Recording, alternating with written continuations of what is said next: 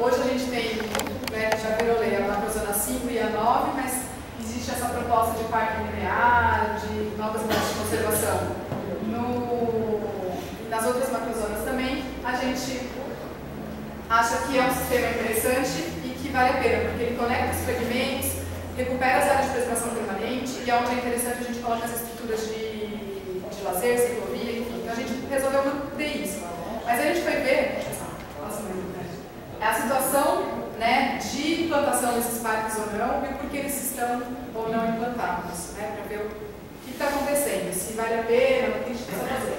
Esse é o cenário, como ele foi feito por plano local de macrozonas, são só essas macrozonas que tem hoje essas propostas. E aí a gente identificou o que tinham esses parques lineares. A gente escolheu aí 5 condições, que era a degradação da mata ciliar, ocupação em APP, assoreamento ou erosão, descarte de resíduos sólidos e as exóticas invasoras nessas áreas. E aí o que mais apareceu foi a presença das exóticas, seguido dos resíduos sólidos. Esse mapeamento também foi feito para o plano de recursos hídricos. A gente, né, fez um intercâmbio com eles de informações para identificar então a situação desses parques e saber os motivos que estão dificultando aí a implantação dos mesmos. São os parques, só para a gente aproveitar. Então, aí a gente fecha a parte do diagnóstico ambiental, e aí falo um rapidinho para vocês, para não atrapalhar muito tempo da Mariana. A gente trabalha com a questão institucional, então, o que ela envolve? A gente fez um levantamento da legislação, estamos trabalhando com todos os planos municipais dentro da Secretaria, que é o de Recursos Hídricos, o de Educação Ambiental, já estamos trabalhando com o pessoal do plano diretor também, né, nessa fase que é muito importante.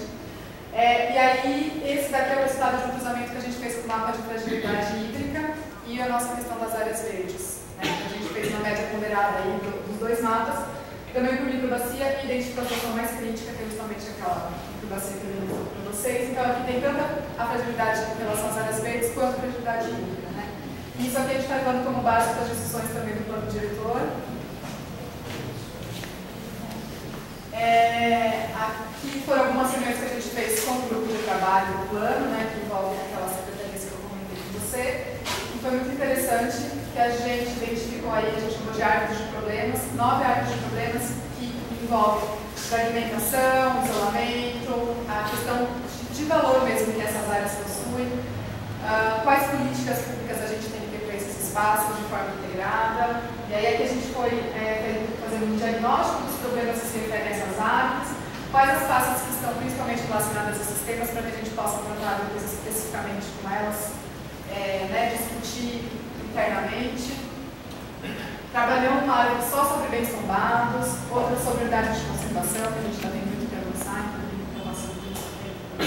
reserva legal, as áreas verdes de loteamento, os parques lineares e as áreas verdes do sistema ambiental, que é outra coisa que a gente também está discutindo.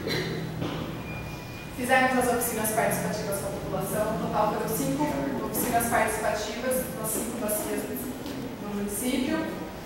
Nessas datas foi de final de março até início de abril, e uma que foram convidados os conselhos municipais, 3 de vocês participaram, e a gente também levou mais as questões rural e teve uma dinâmica diferente das que a gente fez com a população. Algumas imagens. Eu acho que eu posso passar. A gente vai demorar um tempo.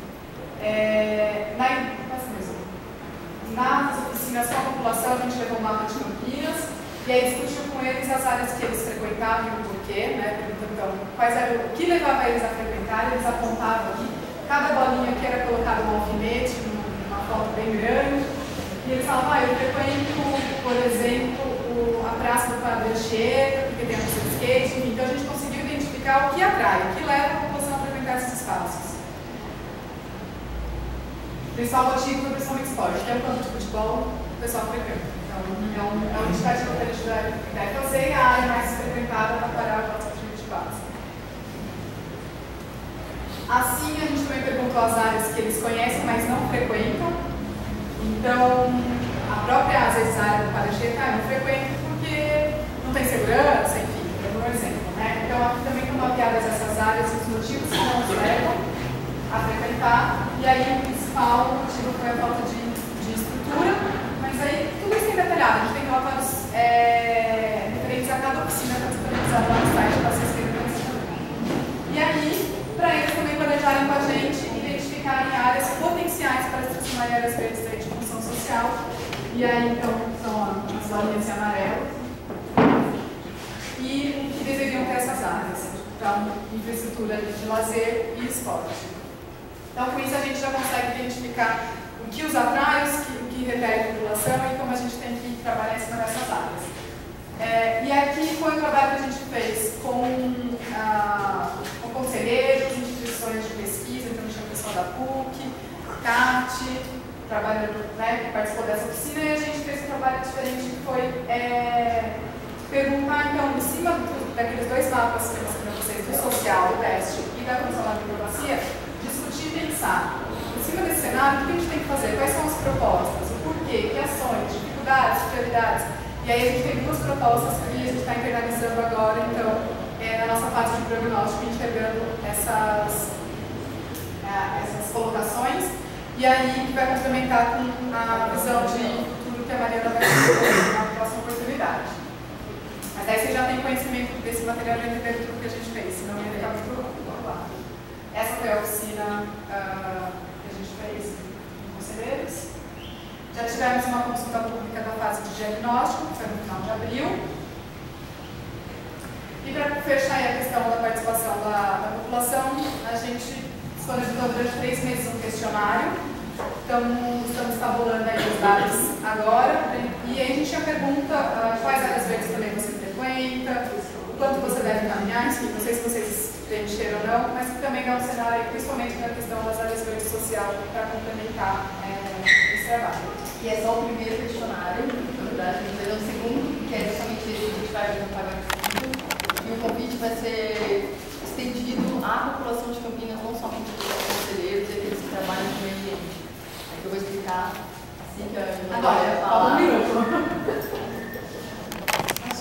E aí a gente só voltando então. E aí hoje a gente trabalha a questão da percepção ambiental, visão de futuro com a Mariana no próximo, daí você já tem essa conhecido, e estamos na fase de prognóstico nesse momento. Angela, só ressaltar que ela está trazendo alguns aspectos referentes à questão do plano do verde especificamente. Eu tive a oportunidade de conseguir ir em 3 das oficinas, foram quantas totais? A nossa? Sim, 6. 6. Em 3 eu consegui estar presente com a população. E foi muito interessante porque, por exemplo, outros aspectos como área de inundação, onde tem enchente, as áreas de ocupação, foi identificado tudo isso. É claro que ela parametrizou e sistematizou aqui os itens referentes ao aspecto verde, né? Mas as informações que vieram no debate, lá de uma forma geral, trouxeram subsídios para a gente discutir itens que estão sendo disponibilizados no plano diretor através da Secretaria do Verde também aí para... Gente, então é isso. No site a gente tem disponível todos os documentos produzidos até agora, referente à consulta, ao diagnóstico, os relatórios de cada oficina, está tudo disponível. E a gente também está aberto para conversar, caso vocês tenham novas ideias, enfim. Tá bom? Obrigada. A apresentação está no site?